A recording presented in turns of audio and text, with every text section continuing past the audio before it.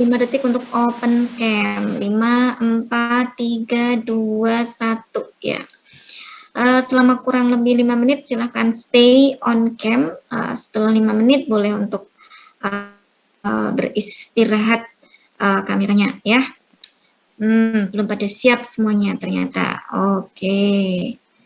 Ya. Baru beberapa orang yang siap ya. Ya, sampai 5 menit silakan on cam. Ya. Teman-teman semuanya, hari ini ya, kemarin saya tidak begitu saya tidak tahu apakah kalian sudah mencerna, mengamati, mendengarkan video yang sudah Bu UI share ya ke kalian tentang apa kemarin itu ya, topiknya ya yang ada di video kemarin. Zidan mungkin bisa di unmute. Tentang Al-Imron, Bu. Al-Imron, Al-Umron. Al-Umron, astagfirullahaladzim, lupa, Bu. Al-Umron. Yeah. Al-Umron. Apa itu Al-Umron, Zidan? Ya, gampangnya Al-Umron itu peradaban, Bu. Ya, peradaban. Ada istilah yang lain selain peradaban? Puspo Grinaldo Bintang. Jeneng mungkin yang luar biasa tenan Puspo Grinaldo Bintang. Halo Puspo, ya, sudah Bu. ready? Ya, Bu. Ya. Selain disebut sebagai peradaban, apa itu apa namanya pengertian dari Al-Umron? Al-Umron itu menurut saya bisa dikatakan suatu pemerintahan yang sistematis, Bu. Pemerintahan yang sistematis. Oke, sekarang Rofif, apa pengertian dari Al-Umron?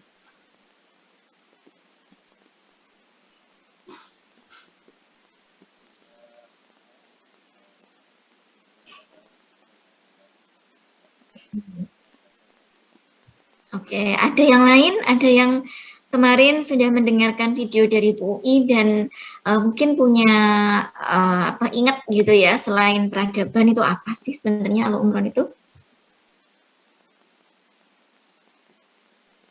Ada di video kemarin ada organisasi masyarakat, betul sekali ya. Al-Umron itu bisa kita sebut kalau di konteksnya mukodimah dia bisa berarti peradaban, dia juga bisa berarti organisasi sosial ya. Jadi Al-Umron itu tidak terpaku sekupnya makro ya, dia juga bisa meso. Kalau organisasi sosial kan dia meso ya, tapi ada juga organisasi sosial yang sifatnya makro kayak misalnya ya negara. Negara itu kan bisa kita sebut sebagai organisasi sosial juga ya, seperti itu. Nah, Al-Umron ya, Al-Umron ini kalau menurut Ibnu Khaldun itu ada dua tipe ya, ada dua tipe. Yang pertama adalah hadoro, masyarakat perkotaan. Saya nggak tahu ya bahasa Arabnya itu apakah hadarah atau hadoro. Saya nggak bisa bahasa Arab. Kemudian yang kedua adalah badawa ya, badawa. Badawa itu lebih merujuk sebenarnya kalau pedesaan itu enggak juga gitu ya. Badawa itu lebih ke nomaden ya. Istilahnya lebih tepat adalah nomaden, masyarakat yang hidupnya berpindah-pindah. Nah, kalau hadoro itu lebih ke masyarakat yang sudah bermukim, masyarakat yang menetap. Nah, dan bisa disebut sebagai masyarakat kota, masyarakat urban ya, urban. Gitu. Jadi Al-Umron itu ada dua tipe. Yang pertama adalah hadoro dan yang kedua adalah apa tadi?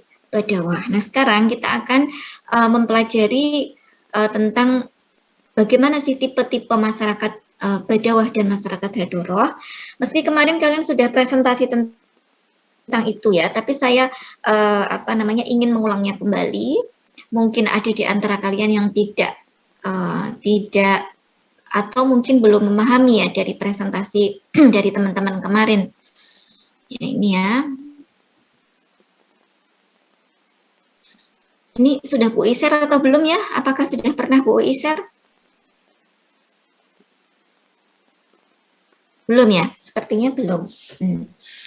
Jadi Ibnu Khaldun itu berpendapat bahwa masyarakat itu terbagi jadi dua tipe, yaitu Badawa dan yang kedua adalah Hadoro. Nah, mengapa kedua tipe ini bisa muncul? Menurut Ibnu Khaldun itu adalah akibat konsekuensi dari upaya manusia untuk bertahan hidup. Ingat ya materi kemarin yang ada di YouTube, manusia itu sifatnya homo socius ya, dan homo socius sama makhluk politik ya. Ya hampir sama dengan Aristoteles ya, dia pendapatnya sama dengan Aristoteles karena dia mengutip atau merujuk itu dari Aristoteles ya. Manusia itu hakikatnya, fitrahnya itu akan berupaya untuk mempertahankan dirinya ya, bertahan hidup. Cara dia bertahan hidup adalah dengan mencari makan, mencari minum, memenuhi kebutuhan sandang dan pangan. Nah, untuk bisa memenuhi kebutuhan hidupnya itu, kita sudah banyak berbicara ya tentang metodologi Ibnu Khaldun. Mereka mencarinya dengan bekerja sama, Nah, untuk dapat bekerja sama itu mereka tidak bisa bekerja sendirian, ya. Mereka butuh untuk membentuk organisasi masyarakat, membentuk al-umron itu. Nah, yang pertama kali muncul dalam masyarakat adalah masyarakat Badawa yang hidupnya berpindah-pindah nomaden dari satu tempat ke tempat yang lain. Masyarakat Badawa ini dalam konteks Afrika Utara, tempat di mana Ibnu Khaldun itu hidup ya, itu mereka biasa tinggal di pegunungan, perbukitan, gurun pasir, ya padang Sahara, begitu ya, sabana ya untuk yang beberapa wilayah di daerah Turki. Nah, mereka berpindah-pindah dari satu tempat ke tempat yang lainnya untuk bertahan hidup itu tadi. Nah, lalu bagaimana sih ya ciri selanjutnya dari masyarakat Badawah ini ya?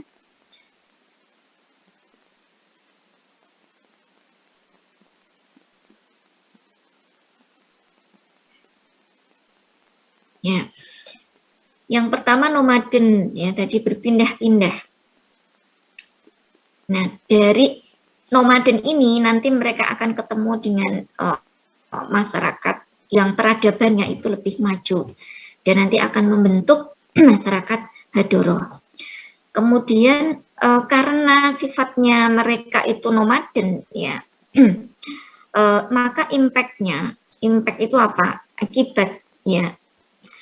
Konsekuensi sosialnya adalah mereka itu punya ketahanan diri yang kuat, ketahanan hidup yang kuat, survive begitu ya, survive. Kenapa? Karena mereka biasa pindah-pindah ya dari alam atau lingkungan fisik yang keras, ya, lingkungan fisik yang yang kadang mereka menemukan sabana, kadang mereka hidup di gurun pasir yang kalau musim panas banget, kalau musim dingin itu mereka harus mencari cara gitu ya untuk bisa tetap hidup ya. Di gurun pasir mereka kan nggak bisa makan dengan cepat seperti halnya masyarakat di perkotaan ya, mereka harus mencari sumber air ya, mencari oase ya, dan itu bukan suatu perjuangan yang mudah ya bagi mereka. Karena mereka itu kayak gitu ya, karena usahanya begitu kuat ya, maka fisiknya mereka itu juga lebih kuat. Kemudian psikologisnya mereka itu juga lebih kuat, mentalnya mereka itu lebih kuat. Mengapa bisa lebih kuat ya? Coba kalau malam ya, mereka harus menghadapi mungkin ada badai di gurun begitu ya, mungkin juga panas ya, atau mereka harus mencari sumber mata air. Kalau nggak ada air, mereka harus bertahan. Bagaimana caranya dengan air yang sedikit ya, mereka bisa bertahan hidup ya. Ini membuat ketahanan diri mereka itu kuat ya, dan soliditas mereka itu lebih kuat karena faktor tersebut ya, saling solidaritas, saling bekerja sama untuk memenuhi kebutuhan-kebutuhan hidupnya. Itu ini sebenarnya salah satu kelebihan dari masyarakat Badawa. Maka di Muqaddimah itu Ibnu Khaldun itu pernah bilang ya bahwa masyarakat Badawa itu adalah masyarakat yang paling murni, ya, masyarakat yang paling murni, kuat begitu ya, karena faktor tersebut ya. Maka ini sebenarnya juga bisa kita ambil dalam konteks yang sekarang. Seseorang yang effortnya itu besar begitu ya untuk mendapatkan apa yang ia inginkan ya, maka ia akan menemui maksudnya tersebut, menemui harapannya tersebut ya. Muslim itu percaya pada takdir ya, tetapi takdir itu sebetulnya bisa berubah ya. Bisa berubah apa? Dengan ikhtiar ya, dengan usaha. Dengan usaha. Dan usaha setiap manusia itu berbeda-beda ya. Ada yang harus muter-muter baru nyampe tujuan, ada yang jalan tol begitu ya, lurus aja gitu ya, cepat usahanya langsung dapat begitu ya. Nah, ini effort seperti ini begitu itu membuat kita itu jauh lebih kuat gitu ya, lebih survive seperti itu. Dan saya kira ini banyak dipelajari dalam teori-teori psikologi ya, dan mungkin kalian juga bisa membedakan gitu ya, bagaimana orang pedesaan ya di Jawa misalnya dengan orang perkotaan ya. Orang Jawa di pedesaan itu biasanya bangun ya sebelum subuh, mereka mungkin sudah ada di sawah begitu ya, makannya sederhana, kemudian dengan hasil yang biasa saja ya, mungkin cuman kalau dijual padinya mungkin 3 juta, 2 juta ya gajinya. 3 juta itu berarti gajinya PNS 1 bulan ya. Jauh sekali, tapi mereka lebih kuat, lebih struggle begitu. Lebih kuat dan lebih struggle. Kalian bisa mempelajari masyarakat Gunung Kidul ya. Masyarakat Gunung Kidul itu rata-rata adalah mereka sukses ya di urban. Mereka itu merantau di luar Gunung Kidul, tapi mereka sukses di luar. Ya, karena apa? Gunung Kidul itu tempat yang tidak mudah untuk didiami ya, tempat yang tidak mudah untuk didiami karena sulit air yang jelas gitu ya. Kalaupun ada air ya, di tempat suami saya itu kalau pun ada airnya itu berkapur, nggak bisa diminum. Jadi kalau diminum harus disaring terlebih dahulu karena nanti sampai di termos itu sudah jadi batu. Ya, sudah jadi batu. Di kamar mandi itu juga udah jadi batu-batu gitu ya, karena mengendap. Ya, jadi dan lingkungannya juga keras begitu ya. Mereka bekerja dari ladang, dari sawah ya, yang itu sewaktu-waktu juga tidak ini, tapi banyak perantauan dari mereka ya, dari orang-orang Gunung Kidul itu yang sukses ya. Itu sudah menjadi pemahaman umum ya. Coba mungkin kalian bisa searching tentang masyarakat Gunung Kidul. Survivalitas masyarakat Gunung Kidul. Kemudian selanjutnya ya, ekonomi masyarakat Badawa itu bergantung pada pertanian atau peternakan ya. Ini kalau di suku Turks, Kurds, Arab, Berber ya, ini hampir sama dengan masyarakat secara umum. Di Eropa pun juga demikian ya.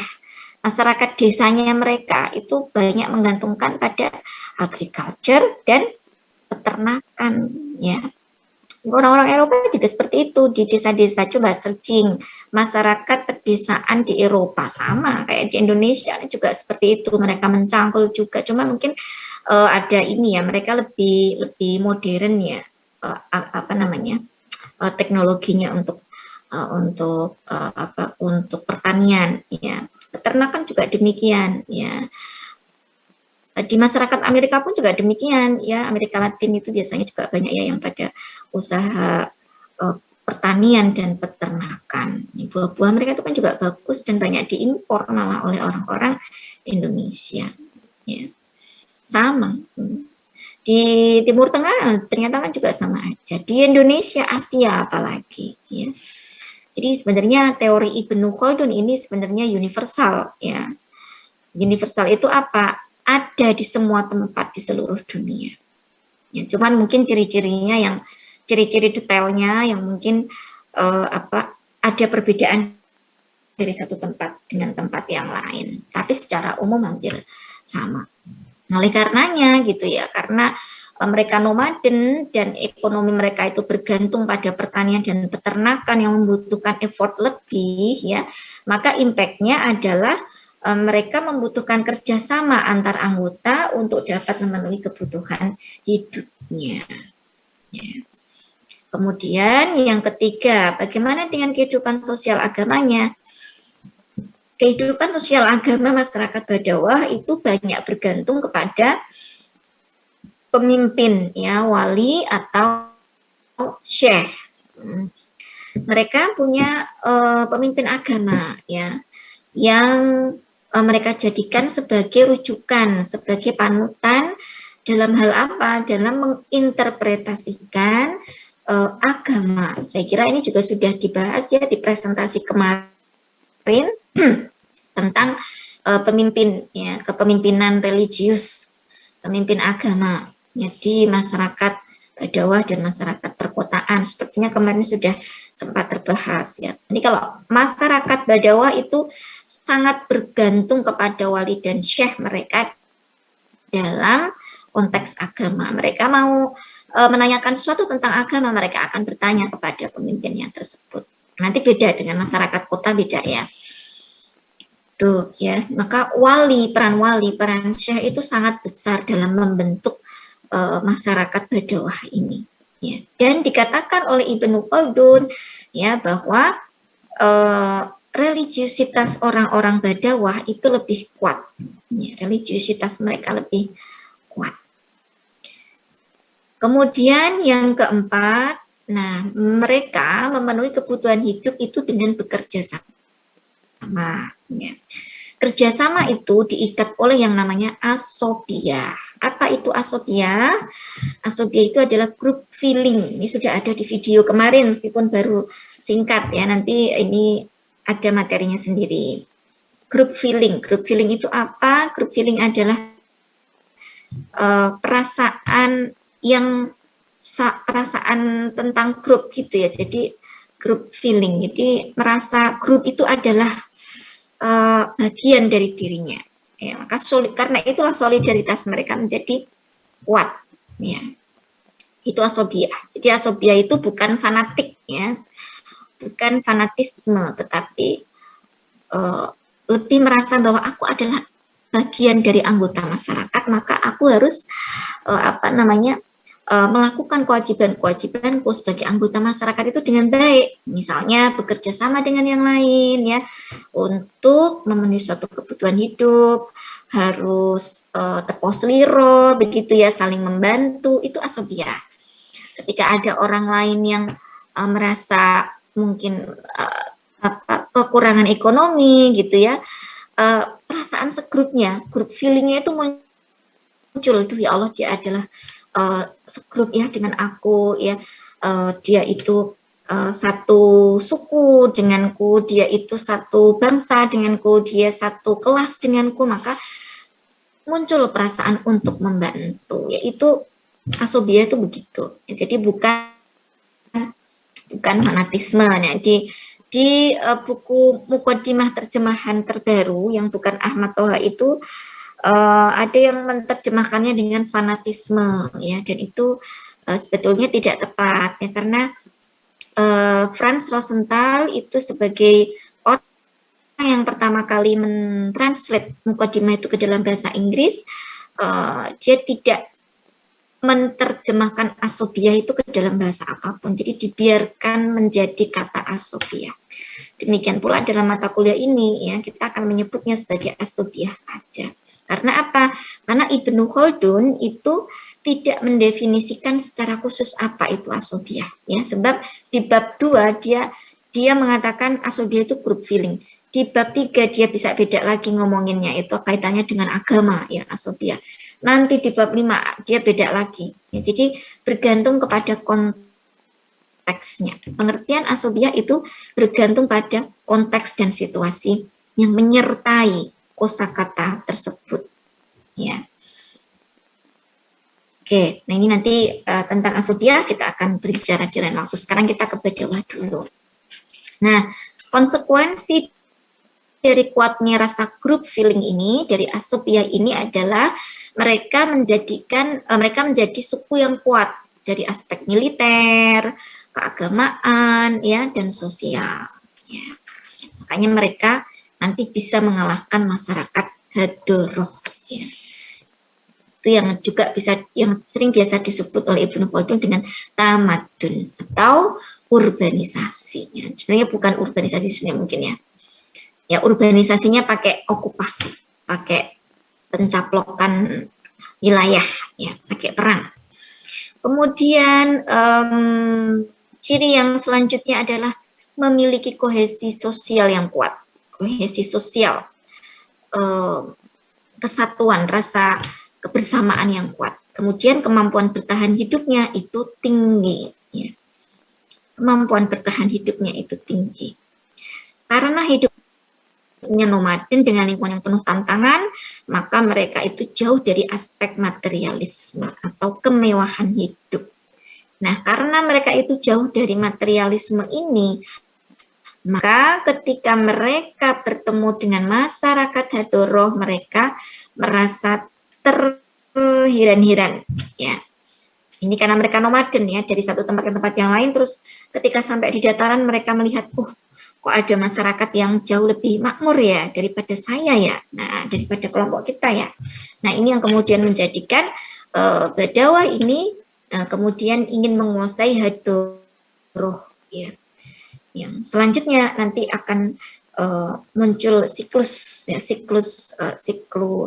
peradaban yang baru nanti di materi yang lain. Sekarang masyarakat Hadoroh, apa itu masyarakat Hadoroh? Masyarakat Hadoroh itu dicirikan sebagai masyarakat yang menetap di kawasan pemukiman atau perkotaan. Mereka sudah menetap. Impact-nya apa? Nah, jadi menetap itu mereka sudah punya rumah. Ya biasanya kalau kalian tahu Al-Hamra ya di Arab ya, Al-Hamra itu di Arab ya. Atau rumah-rumah di Palestina, rumah-rumah di Mesir ya, Timur Tengah itu kan rumahnya kebanyakan dari tanah liat atau batu ya, dan berdempetan kayak pemukiman begitu ya, kayak perumahan seperti itu.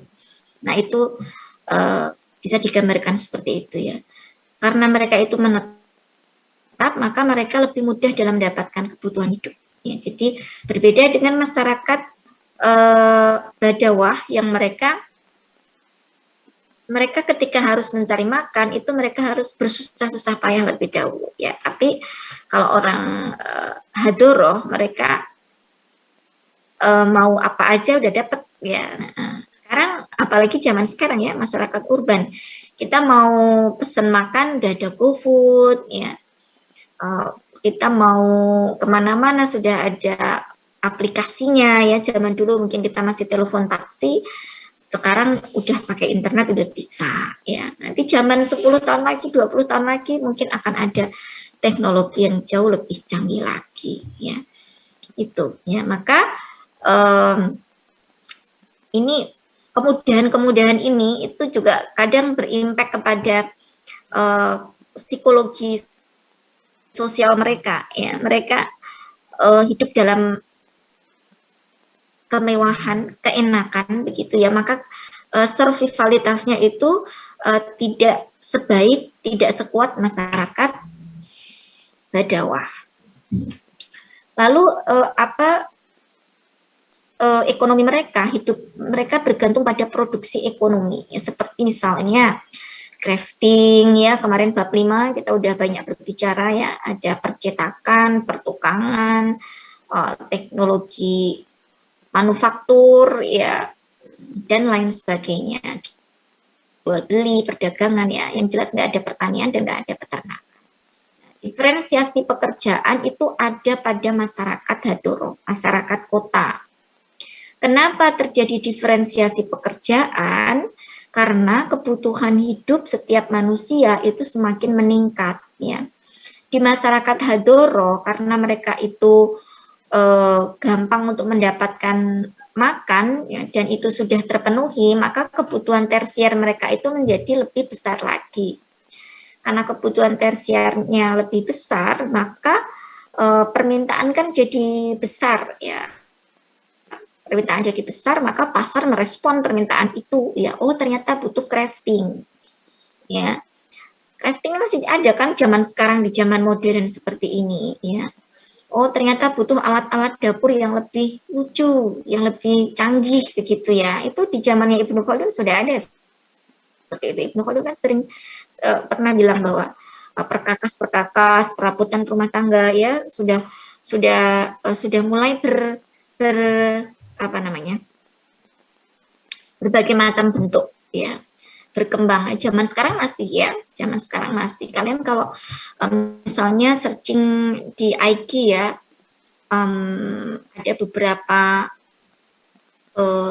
ambasador mungkin ya namanya, orang yang mempromosikan merek tertentu ya. Sebenarnya dia juga bukan artis ya, tapi dia influencer ya, dia punya banyak followers, dan dia tuh biasanya mempromosikan produk tertentu itu di IG-nya itu melalui keseharian hidupnya dia ya. Kalian bisa searching misalnya kalau dalam konteks craftingnya Ibnu Khaldun ini ya, dalam konteks perabotan rumah tangga kalian bisa searching, ada Roma.tl, ada House Z Momo ya, itu mereka influencer juga, influencer sekaligus mempromosikan produk-produk tertentu ya. Biasanya mereka ngetak IG toko online tertentu ya. Kemudian mereka bikin video tentang alat pel yang lebih lebih simple begitu ya. Mereka juga karena gaya hidup masyarakat sekarang itu kan sukanya roti begitu ya, sukanya sekarang kan lagi pada ngetren seperti itu ya, ada berbagai macam makanan-makanan ya, karena dunia kuliner sekarang jadi bisnis yang cukup banyak diminati oleh orang ya. Mereka memperkenalkan misalnya oven yang kita nggak perlu nguleni ya. Nguleni itu apa ya, nguntel-untel ini gandum tepung itu biar jadi roti begitu ya.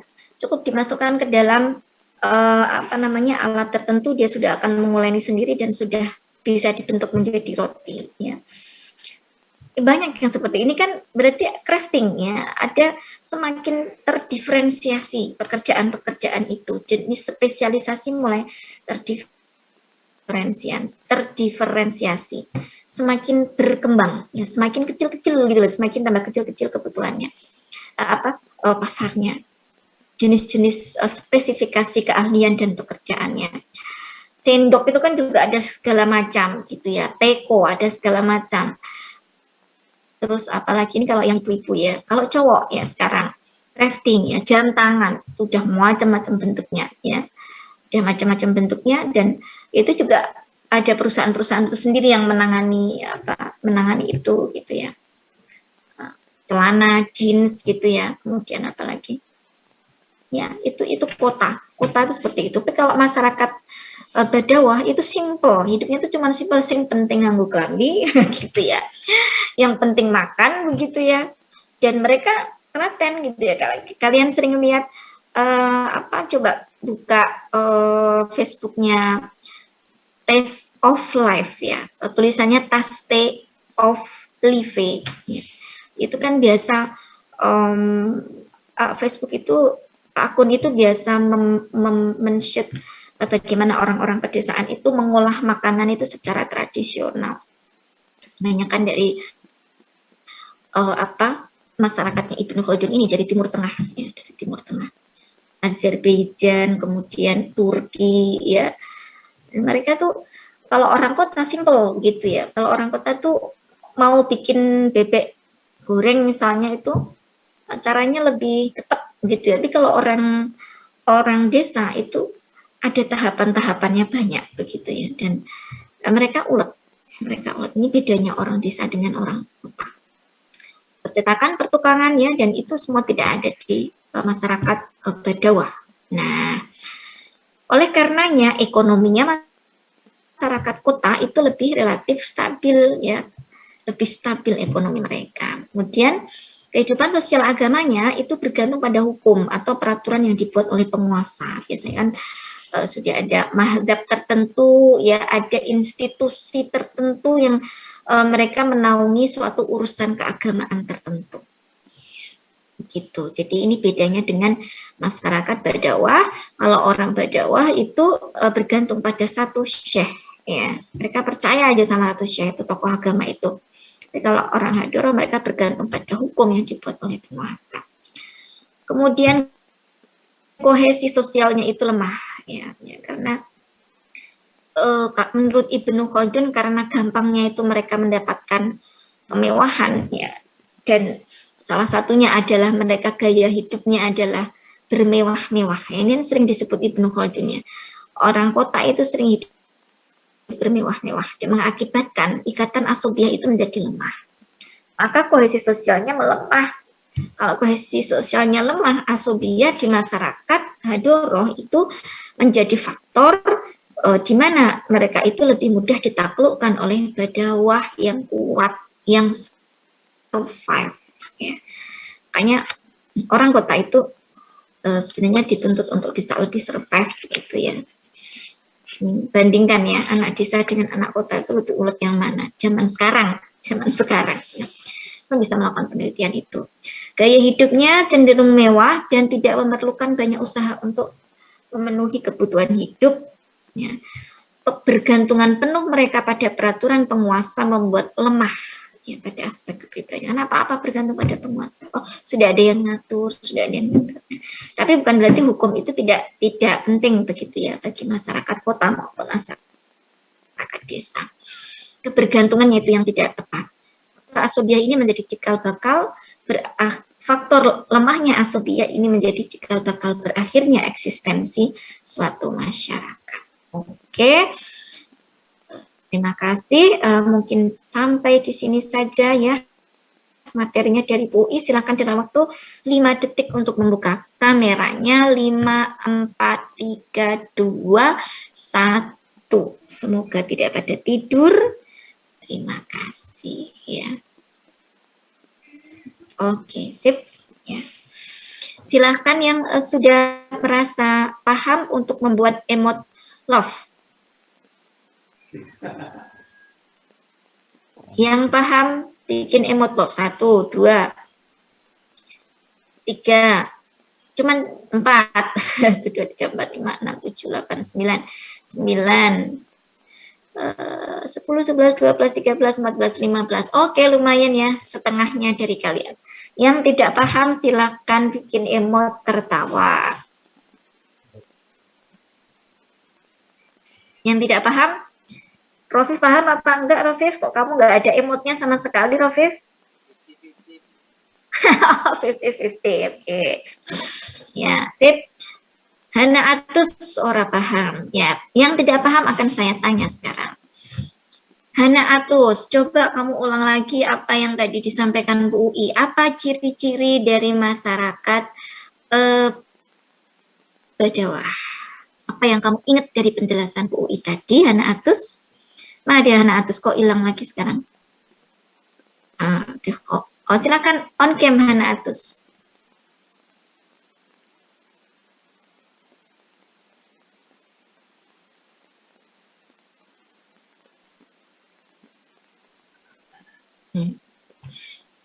Cirinya tadi ada yang pertama ada nomaden.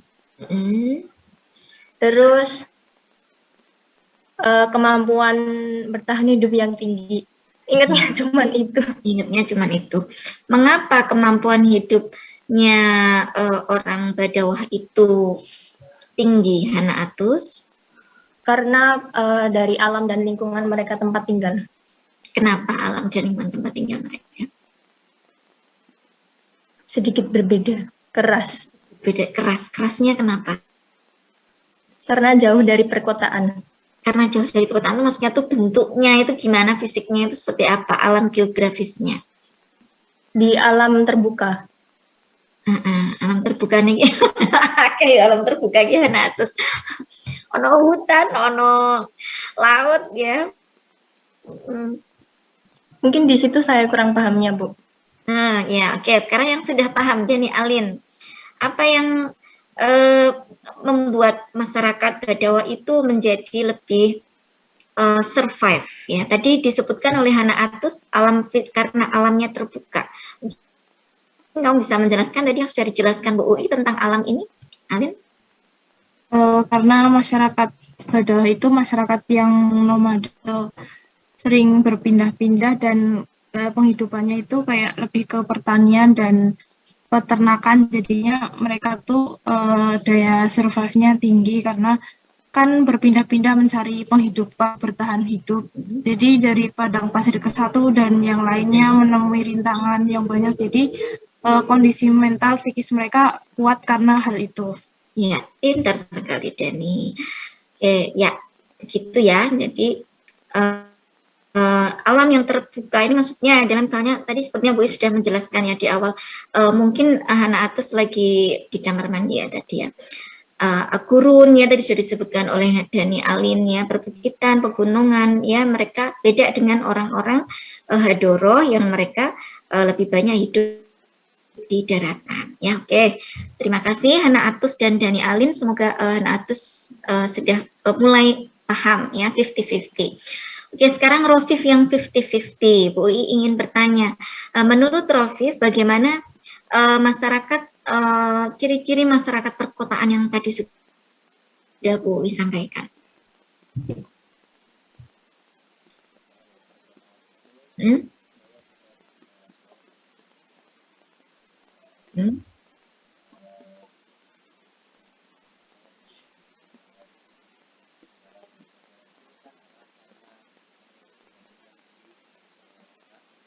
Hmm.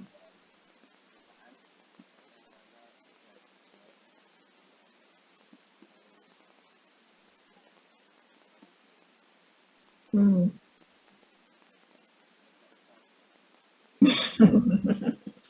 Oke, sudah lupa. Ya, mereka lebih renggang, kohesi sosial ya namanya ya. Kohesi sosialnya lebih lemah dibandingkan dengan masyarakat Dadawa. Tadi betul. Mengapa? Karena ya kemudahan hidup di masyarakat kota itu lebih enak begitu ya dibandingkan dengan orang nomaden yang mereka mau cari makan itu harus berpindah-pindah tempat ya, tadi seperti yang dijelaskan oleh Alin. Kemudian Rofif, menurut Rofif tadi bagaimana penghidupan ekonomi di masyarakat perkotaan, kehidupan ekonomi di masyarakat perkotaan.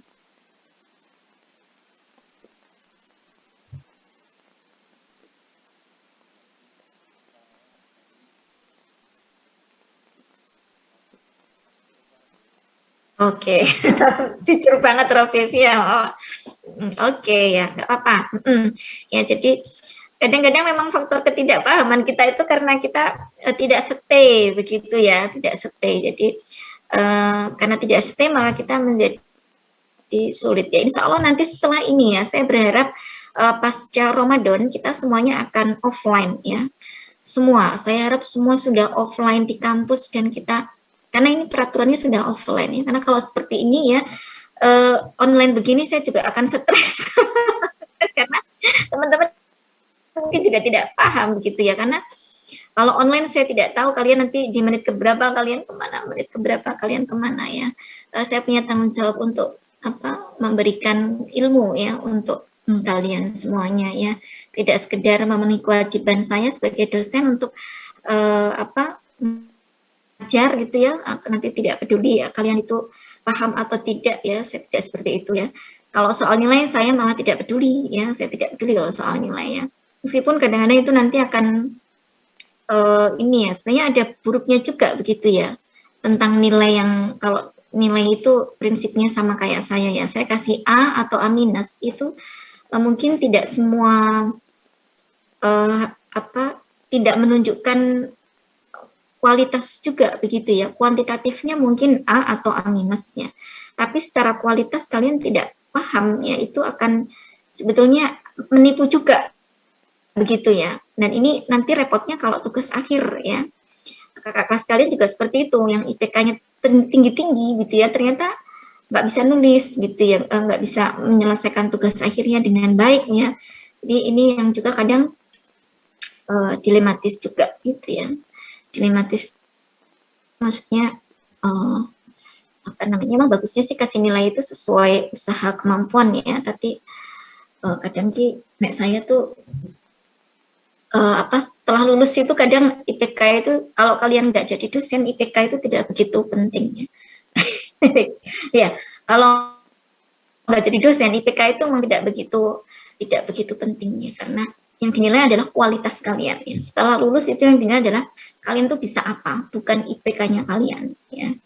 Kecuali kalau kalian nanti misalnya jadi dosen ya Bu UI, yang dilihat IPK-nya ya. Kalau kalian jadi peneliti itu juga di rating itu, di rating di portalnya mereka, yang lolos ya yang IPK-nya paling tinggi ya, saingannya saingan IPK begitu. Nah, setelah persaingan IPK baru dilihat kualitasnya seperti apa, kontennya bagaimana begitu ya. Jadi itu kalau dengan Bu ya. Jadi saya harap nanti kita pasca Lebaran mungkin kita bisa offline ya.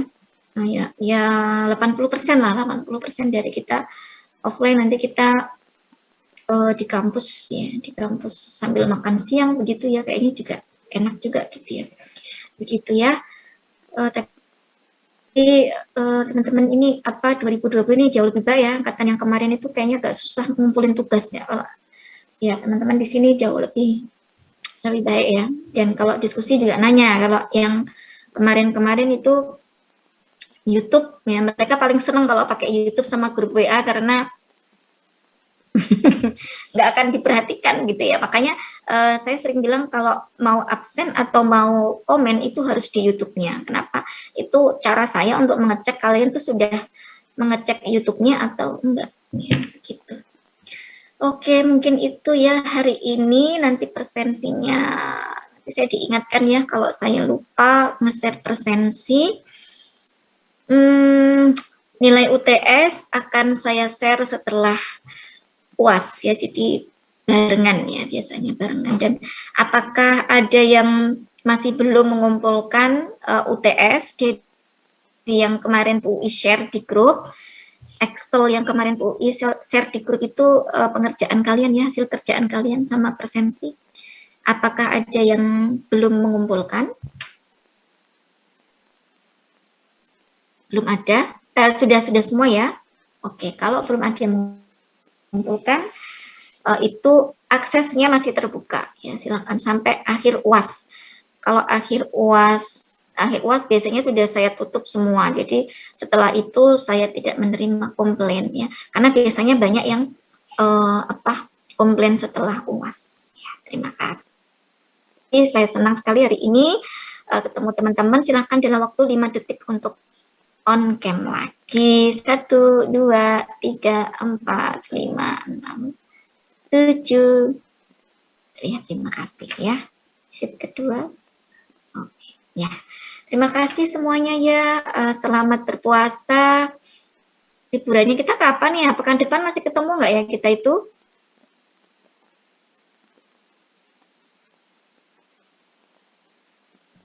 Kurang tahu, Bu. Belum tahu ya. Oke, kalau semoga sudah libur ya. Terima kasih. Wassalamualaikum warahmatullahi wabarakatuh.